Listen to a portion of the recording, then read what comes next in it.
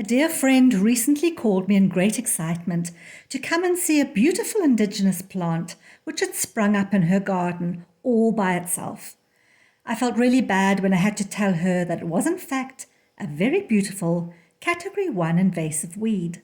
Sorry. Commonly called the Easter cassia, Senna pendula was introduced into South Africa from South America and the West Indies, originally as an ornamental garden tree and hedging plant. Sadly, it adapted to the South African conditions far too successfully, and it has escaped from gardens to invade disturbed areas, neighbouring properties, and it's even found its way into our precious nature reserves, threatening to smother out indigenous species.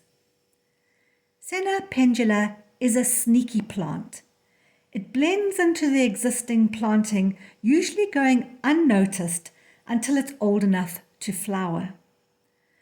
The best time to eradicate Senna pendula is when it sets flower, before it sets seed. A single plant can produce over 1,000 seeds in a year, and the seeds can remain viable in the soil for over 5 years. The plants are easy to remove manually. Simply pull the smaller plants by hand. Larger plants may require the aid of a pick and a shovel. It's important to get the entire root system out of the ground. Cutting the stems of smaller plants in the hope that they will simply die doesn't work because new shoots sprout out from below the cut.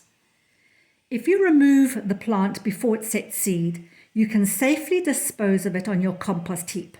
However, if the plant has already put out seed, you'll need to double bag the seeds in thick black plastic bags and leave them exposed to full sun for a minimum of 2 months. The intense heat generated by the solarization process will sterilize the seeds, making them safe to dispose of with your regular garden waste. I'm sure there are people who love the splash of yellow color provided by Senna pendula in the gardens at this time of year. If you're one of them, why don't you consider planting Senecio timoides, commonly called the canary creeper? It's indigenous to KZN, has a glorious scent, and is fantastic for attracting butterflies in your garden. It's a low-maintenance creeper. You can either leave it to do its own thing, allowing it to grow through trees or ramble over fences, or you can train it to grow neatly over an arch.